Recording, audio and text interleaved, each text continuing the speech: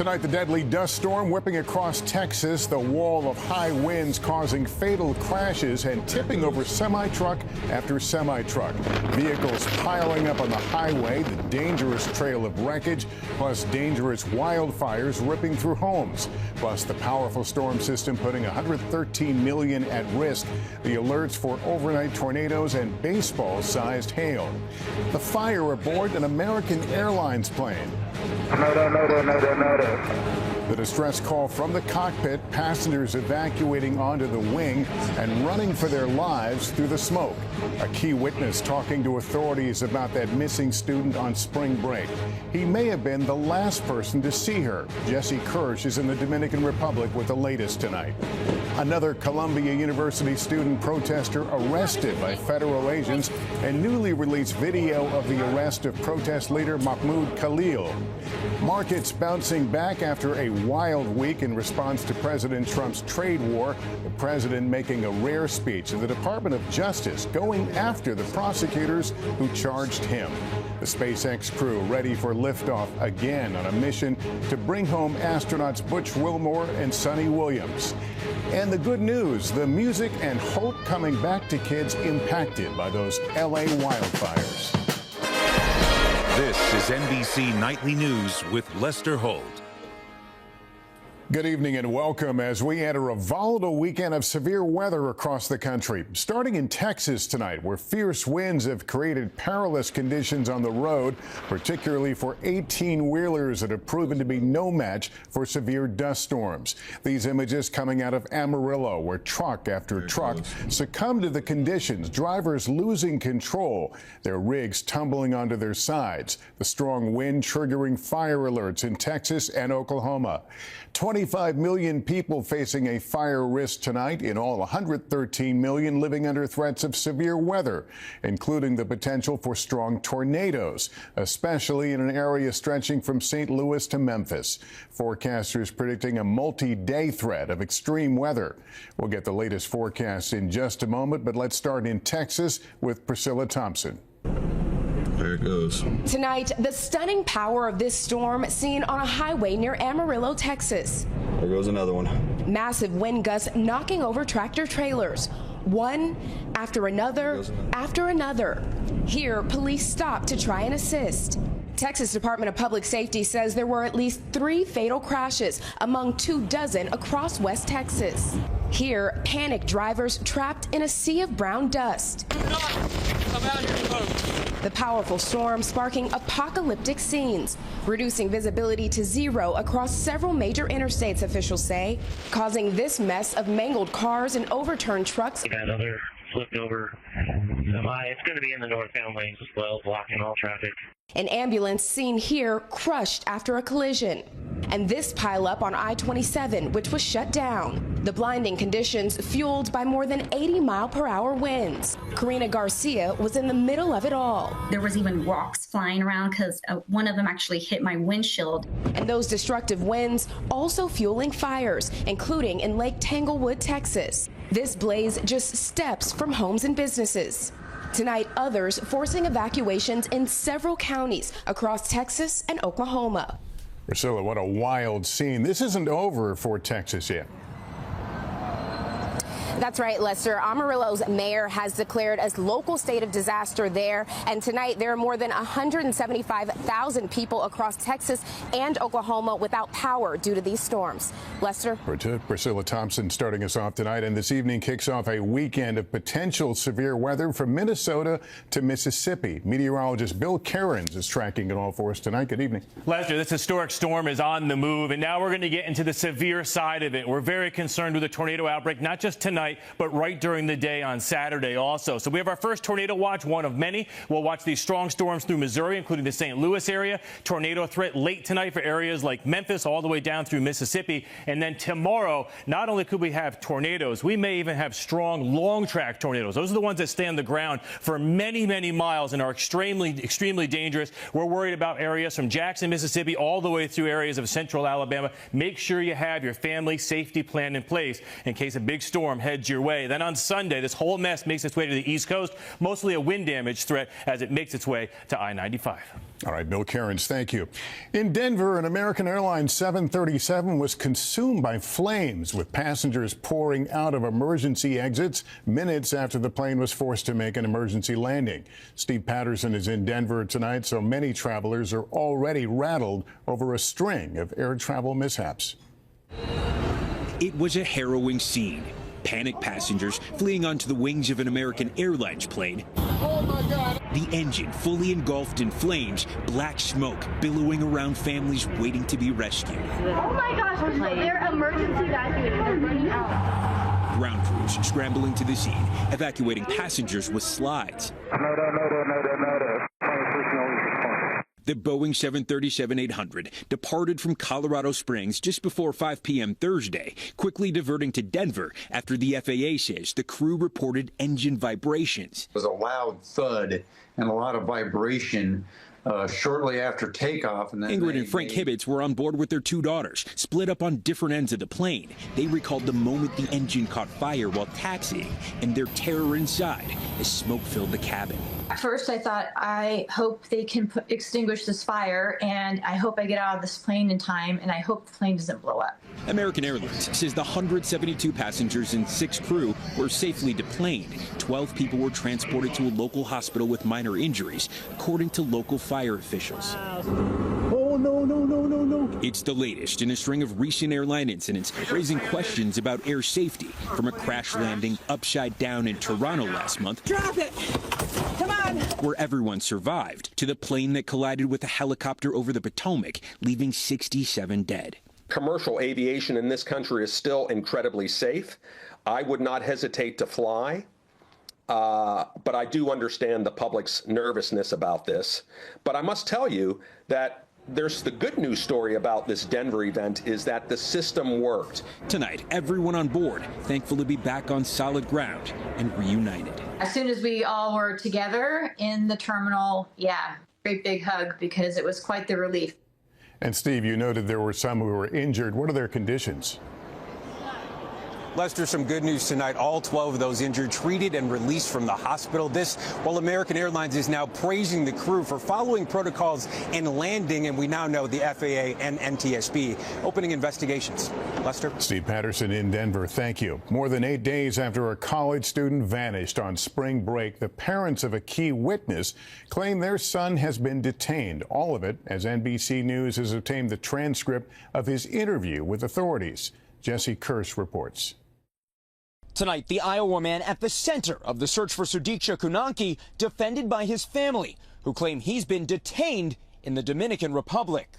Joshua Reeby's parents, through their attorneys, allege he has been detained under irregular conditions and subjected to extensive questioning without the presence of official translators or legal counsel until Wednesday. The 22-year-old college senior has allegedly remained in his hotel room under police surveillance. For days, Kunanki's hometown sheriff in Virginia has called Reeby a person of interest. The Dominican Republic's national police say they don't use that term, adding no one is considered a suspect. His family says he has been repeatedly taken to the police station and interrogated for long hours. NBC News exclusively obtaining this photo from an interview Reeby gave Dominican investigators on Wednesday. NBC has also obtained an interview transcript, which we translated from Spanish. As she walked in the water, I never saw her again. Reeby recalling he met Kunanki just before she vanished from this Punta Cana beach on March 6th. The two part of a group taking shots of pink tequila. Then they went to the beach, winding up in waist-deep water, talking and kissing a little before a big wave crashed, sweeping them out to sea. I tried to make sure she could breathe every moment, but that didn't allow me to breathe all the time, and I swallowed a lot of water, he recalled. Reeby says he eventually got Kunanki to shore, but they were still in knee-deep water. I asked if she was okay. I didn't hear her answer because I started vomiting all the seawater I'd swallowed. After vomiting, I looked around and didn't see anyone. I thought she'd grabbed her things and left. I felt really bad and tired. I lay down on a beach chair and fell asleep, Reeby telling investigators he was surprised to learn Kunanki never returned to her room. But when asked if he went to authorities or the hotel, he responded, "My lawyers advised me not to answer that question, and I agree with them." Reeby's parents also say he is dismayed by the disappearance, adding they express solidarity with Kunanki's family. Meanwhile, Dominican authorities have not responded to our requests for comment. Lester? All right, Jesse, thank you for that. More protests erupting at Columbia University as federal officials arrest another student days after activist and protest leader Mahmoud Khalil was detained and set to face deportation. Here's Emily Aketa. Tonight, President Trump's crackdown on pro-Palestinian protests ramping up. Immigration agents taking a second student involved in the Columbia University demonstrations into custody. The Department of Homeland Security says Leka Cordia, a Palestinian from West Bank, was arrested for overstaying her expired F-1 student visa, adding that she had also been arrested last spring for her involvement in pro-Hamas protests. Another student had her visa revoked and then used the CBP Home app to self-deport. Today's announcement further fueling protests calling for the release of recent Columbia student Mahmoud Khalil. His legal team today releasing this blurred video of his arrest filmed by his wife from the weekend and describing in new court documents how Khalil felt as though he was being kidnapped. I mean, it's the McCarthy error 10 times over. It's just horrible. The DHS says the 30-year-old green card holder led activities aligned to Hamas. Secretary of State Marco Rubio warning today. We will continue to look for people that we would never have allowed into this country on student visas had we known they were going to do what they've done.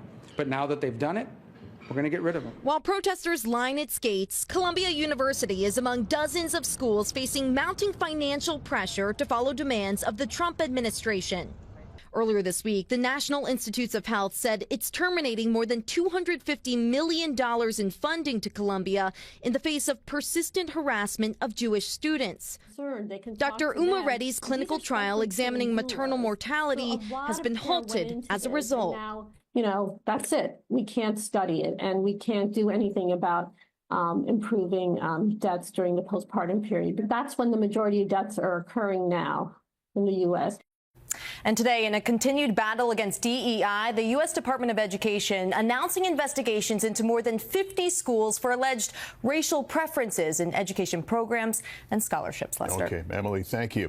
On Wall Street, a rally today after one of the worst weeks in years. The Dow up more than 674 points today. It was the best day of the year so far for both the S&P 500 and the NASDAQ.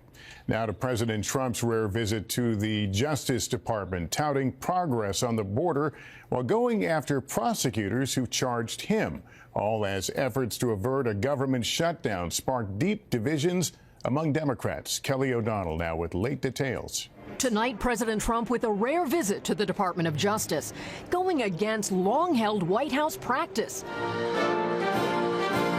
to keep distance from the DOJ to preserve its independence.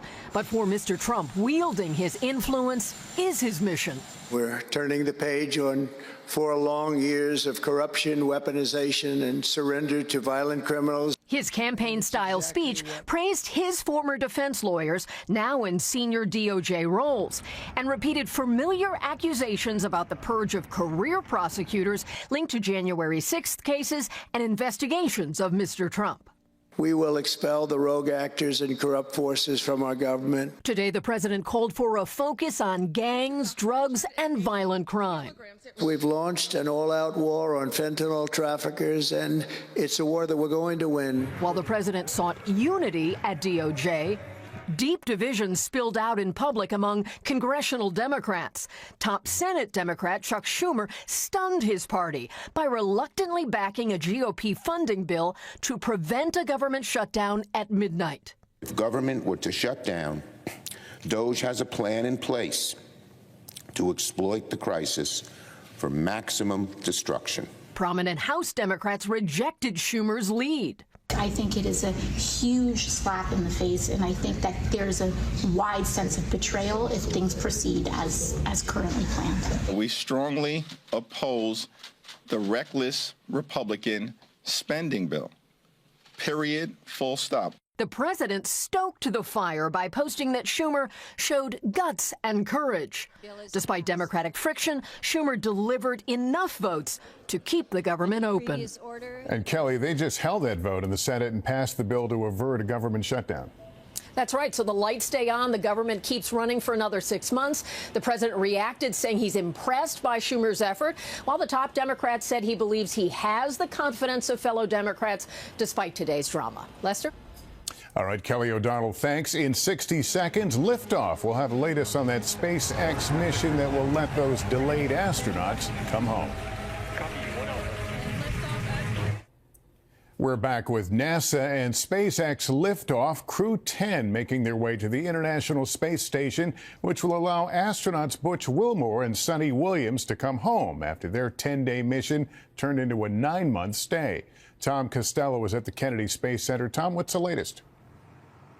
Picture-perfect launch here from the Kennedy Space Center at 7:03 p.m. Eastern Time under magnificent weather conditions here. They needed to get off today because the weather is likely to get bad over the weekend. Crew 10 now on their way to the International Space Station. 2 Americans on board, 1 Japanese astronaut, 1 Russian cosmonaut. It's a 28-hour journey to the station, probably docking tomorrow at about 11 p.m. Eastern Time. And then in the early Sunday morning hours, they will actually open up and float into the space station. And that's the moment when those 4 astronauts on Crew 10 join Crew 9 on the station. After a few days of handoff operations, Crew 9 will be allowed to then get into their spaceship, already docked at the station, and begin their journey back to Earth, including, as you mentioned, Butch and Sonny. The idea right now is that they would probably leave midweek, splashing down maybe Thursday, either in the Gulf or the Atlantic, and their 9-month-plus ordeal would finally be over. Lester? All right, Tom, thank you. Still ahead tonight, from chips to chocolate, why so many are cutting back on those popular convenience store snacks. We're back now with how your neighborhood convenience store may be changing. A dip in sales nationwide now forcing the industry to compete for customers in a new way. Here's Morgan Chesky in our series, The Price You Pay. They promise customers a one-stop shop, but convenience stores in the business of making things easy are finding profits harder to come by. So total before 54, please. At his Los Angeles 7-Eleven, owner Jesse Singh is pushing new deals. They're running out of money. What's that doing to sales? Some people are really pretty picky about their stuff. They have already in mind what they're going to get in the store. So they just pick that item and leave. Nationwide stats show convenience store sales falling 4% over the past year. Research firm Circana finding popular snacks down 6%. Refrigerated items nearly 7%. The younger me would grab like everything, like whether it's spicy, sweet, salty, sour, but the older I get, the more that I realize I'm just more cognizant of like how it makes me feel. And it's not just health-conscious consumers. Food industry analysts say an uncertain economy is also forcing stores to offer more than prepackaged treats. As consumer taste changes, so is store strategy. Many are now taking on fast food giants by offering hot menu items, often at significant deals. The National Association of Convenience Stores says hot food demand is surging, making up nearly 30% of all sales. Everything is dollar behind you. Back at his store, Singh has deals front and center, taking no chances in a changing industry. Morgan Chesky, NBC News, Los Angeles. And coming up as we continue tonight, good news about the folks bringing music and hope back to fire-ravaged Southern California. Finally, there is good news tonight in Los Angeles, a surprise that is helping students in one community hit hard by those wildfires come back to life and hitting all the right notes. Here's Gotti Schwartz. In a cacophony of destruction, the LA fires stole so much.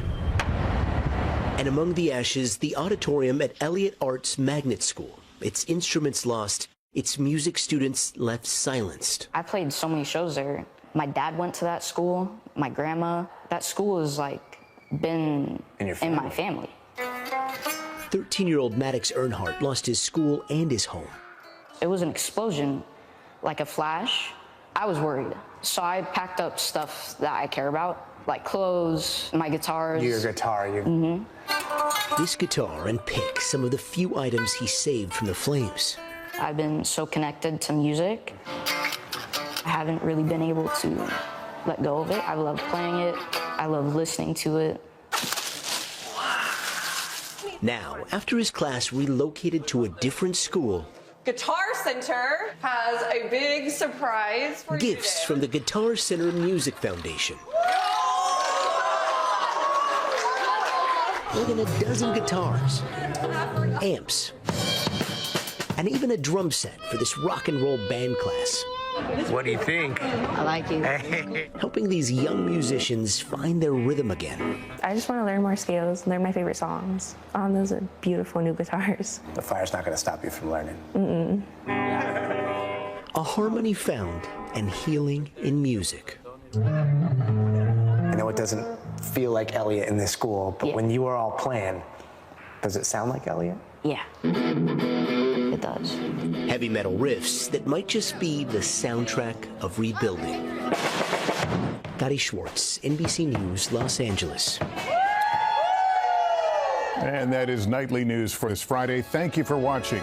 I'm Lester Holt. Please take care of yourself and each other. Good night.